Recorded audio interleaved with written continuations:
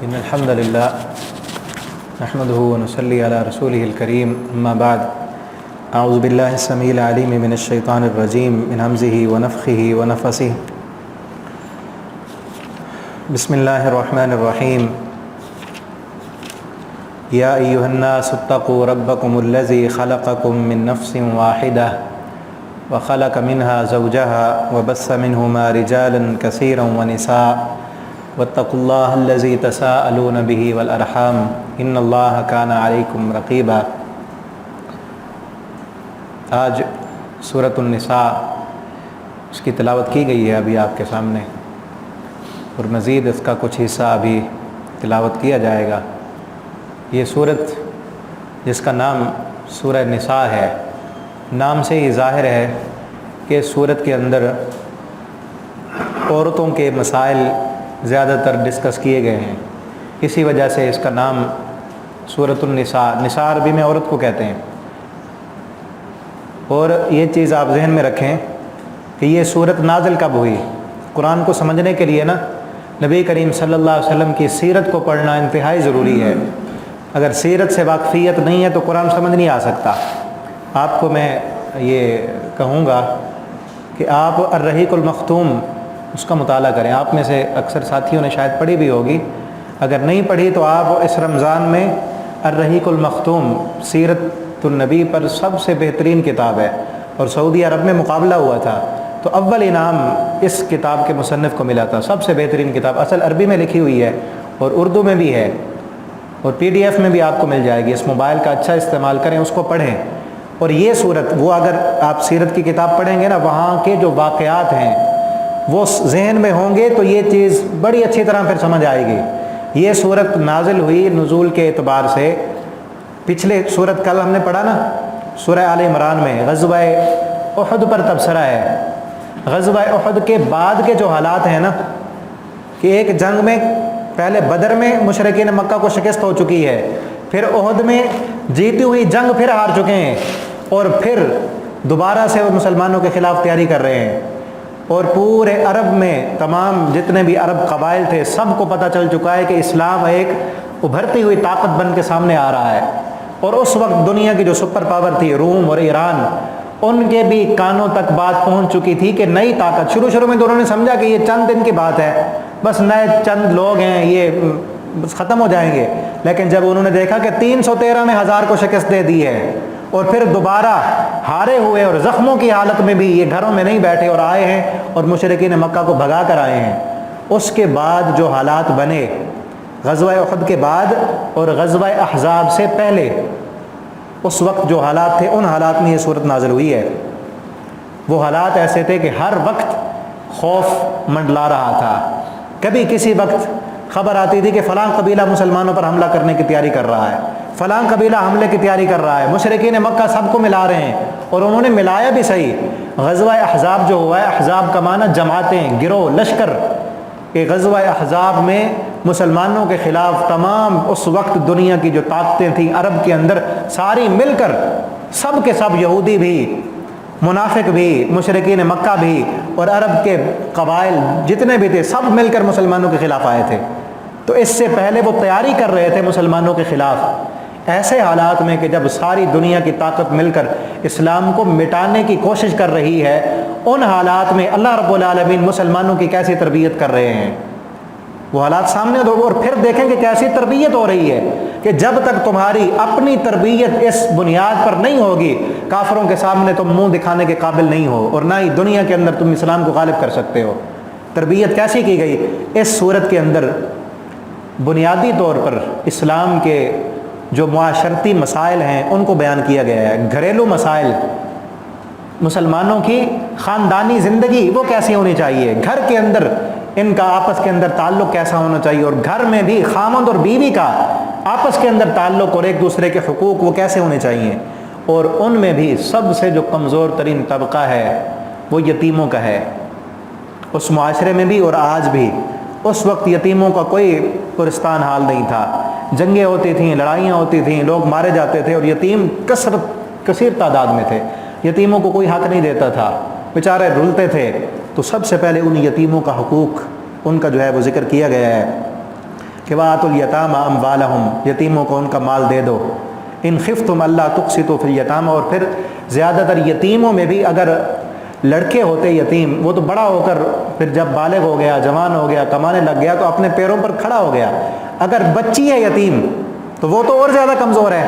وہ اب کسی کی کفالت میں ہے، باپ اس کا فوت ہو گیا۔ اب کیا ہوتا تھا کہ جس کی کفالت میں ہے نا وہ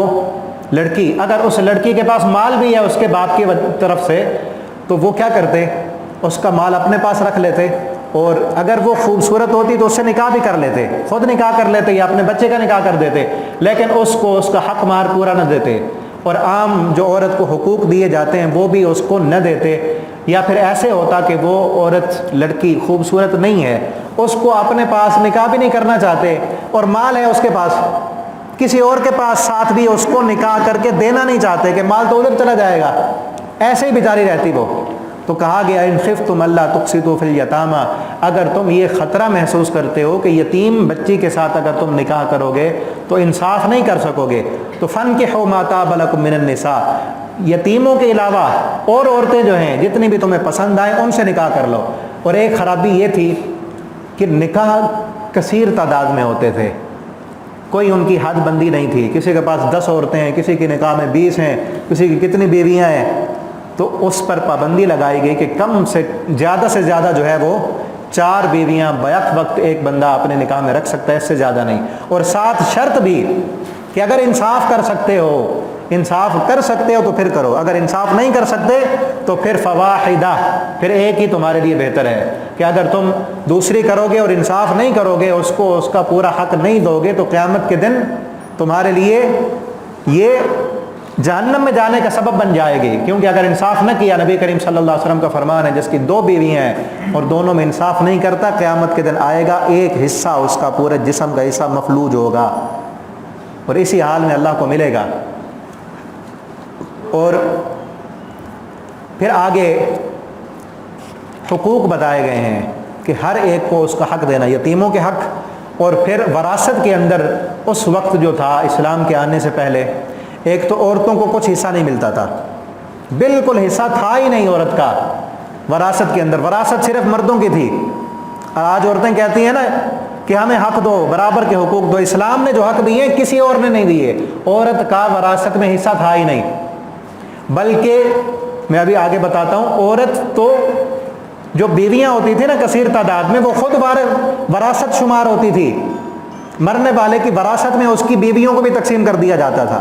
تو عورت کا حق نہیں تھا۔ اور مردوں میں بھی ان کا حق ہوتا تھا جو صرف بالغ ہوتے تھے اور جنگ لڑنے کی صلاحیت رکھتے تھے، ان کو باپ کی وراثت سے حق ملتا تھا، جو ابھی چھوٹے ہوتے، نابالغ ہوتے، جنگ کرنے کی طاقت نہیں رکھتے، ان کو بھی وراثت سے حصہ نہیں ملتا، یعنی جس کے پاس طاقت ہے، جس کی لاٹھی اسی کی بھینس، وہی بڑے بیٹے اس کے، وہی ساری وراثت کے وارث بن جاتے ہیں، باقی چھوٹے غریب عورتیں وہ مظلوم ہی بنی رہتی۔ تو اسلام نے آ کر اس خرابی کو ختم کیا کہ اگر تم یہ کام نہیں کر سکتے نا، اگر تمہارے اپنے معاشرے کے اندر یتیموں کا کوئی حق دینے والا نہیں، ان کو کوئی پوچھنے والا نہیں، کمزوروں پر ظلم ہو رہا ہے، عورتوں پر ظلم ہو رہا ہے، اور اس دین کو تم اس دنیا پہ غالب کرنا چاہتے ہو تو کیسے کرو گے؟ اپنے حالات تو تمہارے یہ ہیں۔ تو پورے حق بتائے گئے، یوصیکم اللہ فی اولادکم للذکر مثل حظ الانثیین، پورا ایک رکوع وراثت کے حقوق کے متعلق ہے، اور پورے احادیث کے اندر ابواب موجود ہیں، اللہ نے باقاعدہ حصے گن گن کر بتائے ہیں، اور یہاں پر بیٹی کے بھی حق ہیں، ماں کا بھی حق ہے، بہن کا بھی ہے، بیوی کا بھی ہے۔ یہی عورت کی جو ہے وہ ہوتی ہے نا، کبھی عورت بیٹی ہے یا وہ بہن ہے یا وہ بیوی ہے یا ماں ہے، وہ سارے حقوق بتائے گئے کہ ماں ہے تو اس کا اتنا حق ہے، بیوی ہے تو اس کا اتنا حق ہے، اور پھر مردوں کے بھی حقوق دیے گئے ہیں۔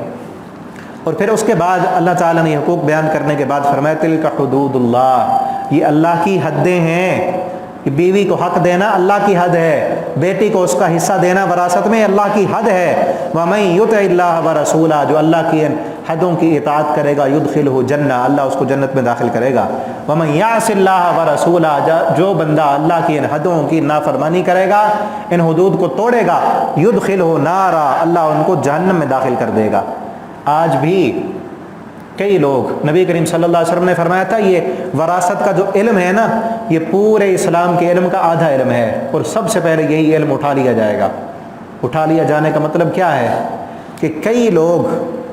نمازیں پڑھنے والے، روزے رکھنے والے، زکوٰۃ دینے والے، وراثت کے متعلق پورے حق ادا نہیں کرتے۔ کئی بیٹوں کے حقوق مار کر بیٹھے ہیں، کئی انہیں بھائیوں کے حق دینے ہیں، جب وراثت کا مسئلہ آئے پھر نہیں آتے مسئلہ پوچھنے کے لیے، پھر عدالتوں میں جائیں گے، لڑیں گے، جھگڑیں گے، رشوتیں دیں گے، لوگوں ناجائز لوگوں کے حق اپنے نام کرا کے پھر حاجی نمازی بن کے حج کرنے جائیں گے کہ رب گناہ معاف کر دے گا۔ کبھی معاف نہیں ہوتے، یاد رکھنا بات۔ نبی کریم صلی اللہ علیہ وسلم کا فرمان ہے، جو بندہ کسی دوسرے مسلمان کا حق دنیا میں مارے گا، جو اس کا حصہ بنتا ہے وراثت کا، اس کا حصہ مار لیا کسی بھی طریقے سے، اس کو پتہ نہیں، فراڈ کر لیا، مل گیا حکومت کے ساتھ، پٹواری کے ساتھ مل کر ناجائز طریقے سے اپنا حصہ بنا لیا، کسی بندے کو اس کے حق سے محروم کر دیا، اللہ رب العالمین اس بندے کو اس کے جنت کے حق سے محروم کر دیں گے، اس کے جنت کے حق سے محروم کر دیں گے۔ تو حق والوں کو ان کا حق دیجیے۔ اور پھر آگے یہ کہا گیا، یا ایھا الذین آمنوا لا یحل لکم ان ترثوا النساء کرہا، عورتوں کو زبردستی اپنے پاس نہ رکھو۔ یہ ہوتا تھا کہ آج بھی ہے یہ کہ کسی عورت سے نکاح کیا ہے اور اس کے حق مہر میں بہت سارے پیسے لکھ دیے، سونا لکھ دیا، مکان لکھ دیا، پلاٹ لکھ دیا، اب اس کے ساتھ رہنا نہیں چاہتا، زندگی میں آگے چل کر کوئی مسئلہ بن گیا، اب اس کو اپنے پاس نہیں رکھنا چاہتا، چھوڑنا چاہتا ہے، لیکن چھوڑے گا تو وہ حق مہر میں جو چیز لکھی ہوئی ہے، مکان تو اس کا ہے، فیکٹری دکان اس کے نام لگائی ہوئی ہے، سونا ہے، وہ تو دینا پڑے گا۔ اب کیا کرتے کہ اس کو چھوڑ بھی نہیں رہا اور اس کے حق بھی نہیں ادا کر رہا، اور ناپسندیدگی پر اس کو اپنے پاس رکھا ہوا ہے۔ فرمایا لا یحل لکم، مسلمانوں، کلمہ پڑھنے والوں، تمہارے لیے یہ حلال نہیں ہے کہ عورت کو زبردستی اپنے پاس تم رکھو۔ اگر تم رکھتے ہو تو اس کے حقوق ادا کرو، جو حق ہیں اس کو دو، اگر نہیں رکھتے تو پھر اس کو احسن طریقے سے رخصت کر دو۔ اور وآتیتم احداہن قنطارا، جو تم ان کو بڑا خزانہ بھی دے چکے ہو نا، پھر واپس نہیں لے سکتے۔ یہی آیت ہے، نبی حضرت عمر رضی اللہ تعالیٰ عنہ نے اپنے دور میں مختص کر دیا تھا عورتوں کا حق مہر کہ اس سے زیادہ نہیں، لوگ ایک دوسرے سے بڑھ چڑھ کر جو ہے وہ حق مہر متعین کر رہے تھے، تو حضرت عمر رضی اللہ تعالیٰ نے مختص کر دیا کہ اتنا ایسے زیادہ نہیں ہوگا۔ ایک عورت کھڑی ہوئی، حضرت عمر درس دے رہے ہیں اور کہہ رہے ہیں کہ آج کے بعد اتنا نہیں کرنا، عورت کھڑی ہو کر کہتی ہے کہ عمر، اللہ رب العالمین نے تو قنطار کہا ہے کہ بہت بڑا خزانہ بھی دو تو واپس نہیں لینے، تم ہمارے حق کو مختص کس لیے کر رہے ہو؟ اللہ نے تو مختص نہیں کیا، جتنا جس کی مرضی، جس کی استطاعت ہے دے سکتا ہے۔ تو اس وقت حضرت عمر رضی اللہ تعالیٰ عنہ کہنے لگے، عمر کو غلطی ہوئی اور درست بات کہتی ہے۔ آج بھی اگر ہمارے اندر یہ شعور پیدا ہو جائے کہ ہم دلیل سے بات سنیں، کرنے والا کوئی بھی ہو، حضرت عمر سے بڑا عالم تو کوئی نہیں ہو سکتا نا، اس کو بھی عورت نے ٹوک دیا کہ عمر دلیل دو،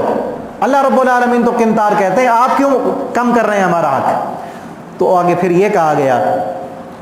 وَلَا تَنْكِحُوا مَا نَكَحَ آبَاؤُكُم مِّنَ النِّسَاءِ، ان عورتوں سے نکاح نہ کرو جن عورتوں سے تمہارے باپ نے نکاح کیا ہے۔ دور جاہلیت میں کیا تھا کہ ایک بندہ فوت ہو گیا ہے، اس کی 10 بیویاں تھیں،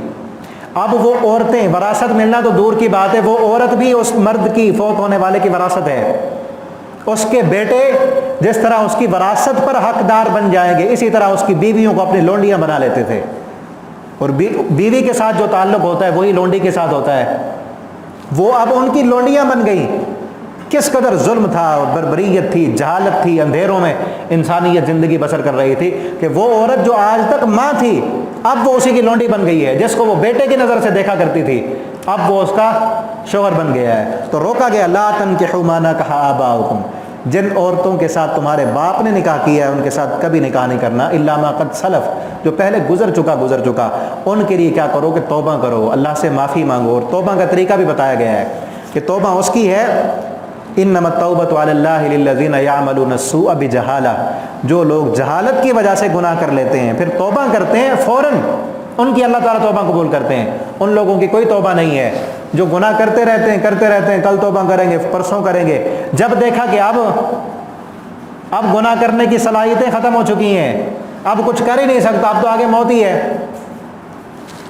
حتی اذا حضر احدهم الموت قال انی تبت الآن، موت کا وقت آ جاتا ہے پھر کہتے ہیں توبہ کرتے ہیں، ایسے لوگوں کی کوئی توبہ نہیں ہے۔ توبہ یہ ہے کہ جب گناہ ہو گیا فوراً اسی وقت اللہ سے معافی مانگیں اور اللہ سے عہد کریں کہ آئندہ نہیں ہوگا۔ اور پھر آگے جن عورتوں سے نکاح کرنا حرام ہے ان کا ذکر کیا گیا، حرمت علیکم، وہ تمام عورتیں یہاں پر ذکر ہیں اس پارے کی آخری آیت میں۔ اور پھر آگے اگر گھر کے اندر، ہاں یہ بتایا گیا کہ ہر کسی کا اپنا حق ہے، عورت ہے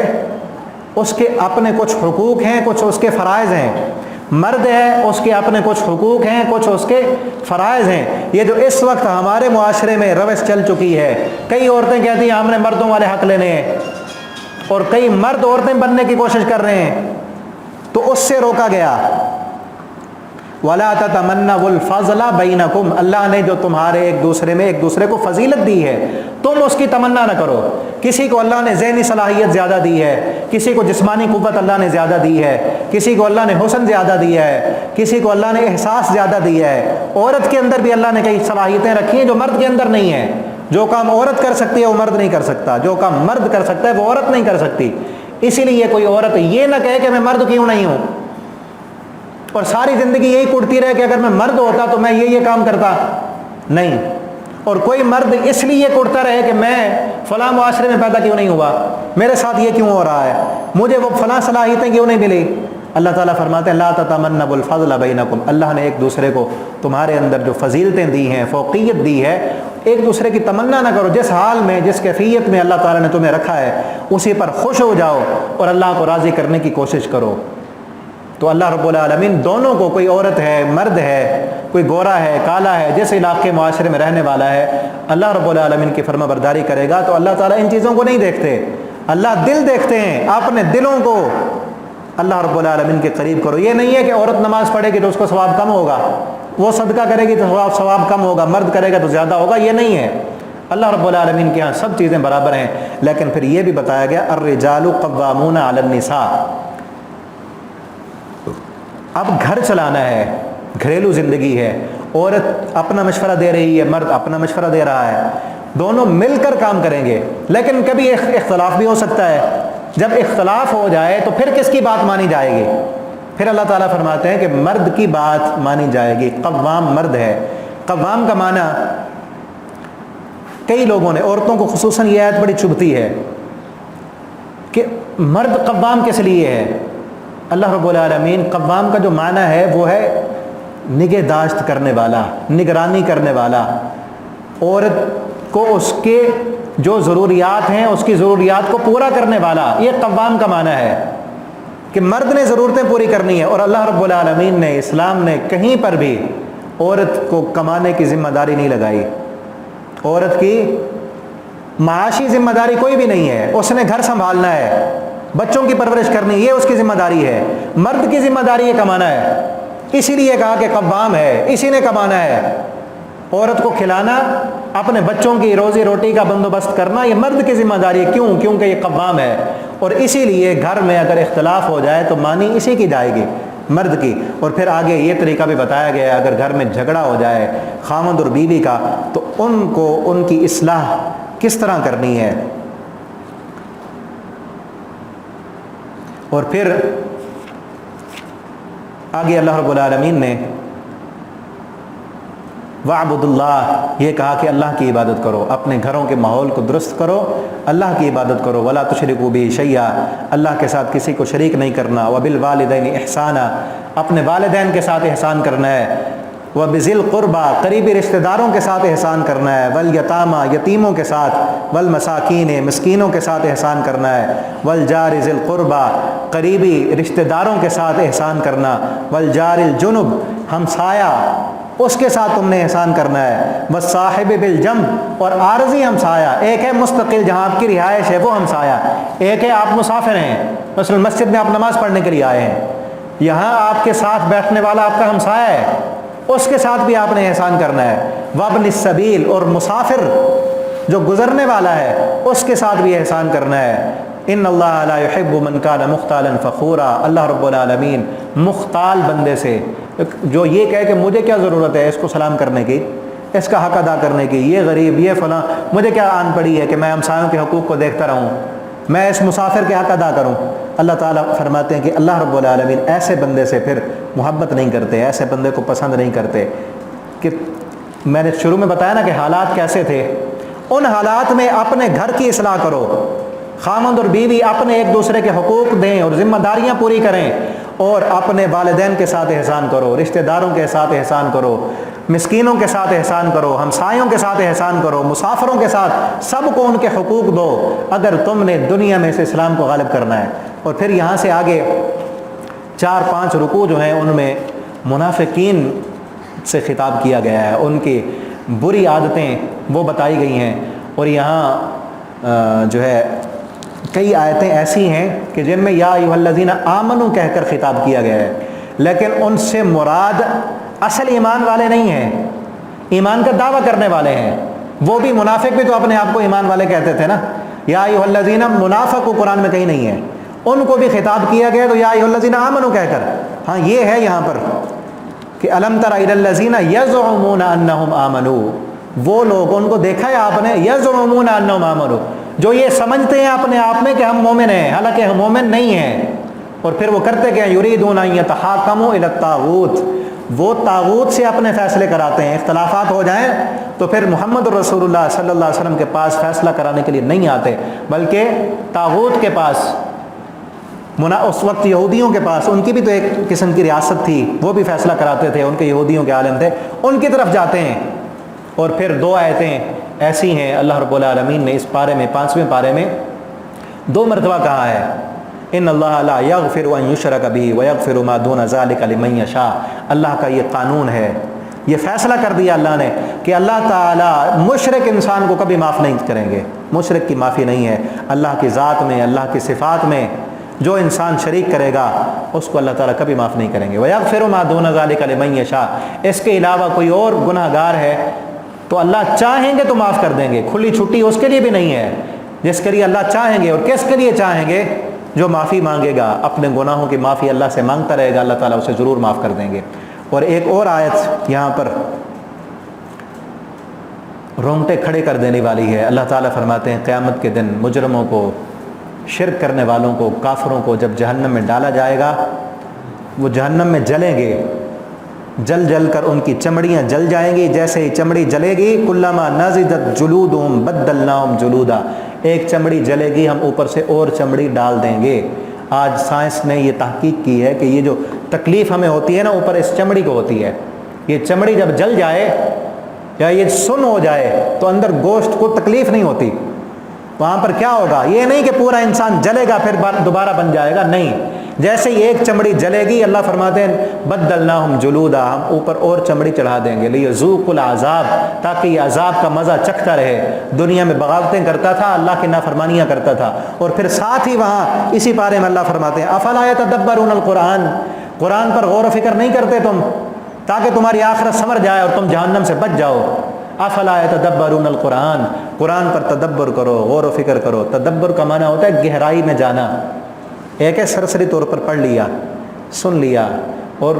تدبر ہوتا ہے کہ اللہ نے ہمیں اس میں کیا کہا ہے، میرے لیے کیا حکم ہے، اور میں قرآن کی اس آیت پر کیا عمل کر رہا ہوں، یہ قرآن میرے لیے ہے اور میں نے اس کو کتنا پڑھا ہے، کتنا عمل کر رہا ہوں۔ تو میرے بھائیو دوستو، ہمیں بھی چاہیے کہ ہم قرآن کو پڑھیں، جس طرح سن رہے ہیں، پڑھ رہے ہیں،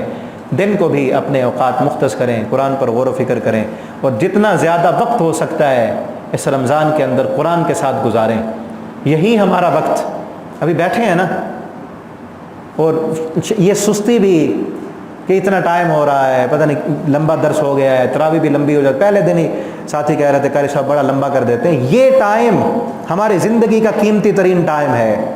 دکان پہ جو ٹائم گزارتے ہیں نا وہ قیمتی نہیں ہے، ابھی جا کر سو جائیں گے، صبح تک سوئے رہیں گے، وہ قیمتی نہیں ہے ٹائم۔ یہی ٹائم سب سے قیمتی ہے، جو ادھر صف میں کھڑے ہو کر قرآن سنیں گے، ادھر بیٹھ کر قرآن کا درس سنیں گے، یا بیٹھ کر قرآن کھول کر قرآن پڑھیں گے، یہی آپ کی زندگی کا سب سے قیمتی ترین ٹائم ہے۔ اور یہ پتہ اس وقت لگے گا جب اس زندگی کا قیامت کے دن اس کی قیمت لگے گی، سوئے ہوئے وقت کی کوئی قیمت نہیں لگے گی۔ یہ جو کھڑے ہو کر قرآن سنتے ہیں، بیٹھ کر درس سنتے ہیں، یا قرآن پڑھتے ہیں، نماز پڑھتے ہیں، روزہ رکھ کر، اسی کا جو ہے وہ قیمت لگے گی۔ اللہ رب العالمین سے دعا ہے اللہ تعالی ہمیں زیادہ سے زیادہ قرآن کو پڑھنے کی، سمجھنے کی، اس کے ساتھ اپنا تعلق جوڑنے کی اللہ ہمیں توفیق عطا فرما دیں۔ آخر دعوانا الحمدللہ رب العالمین۔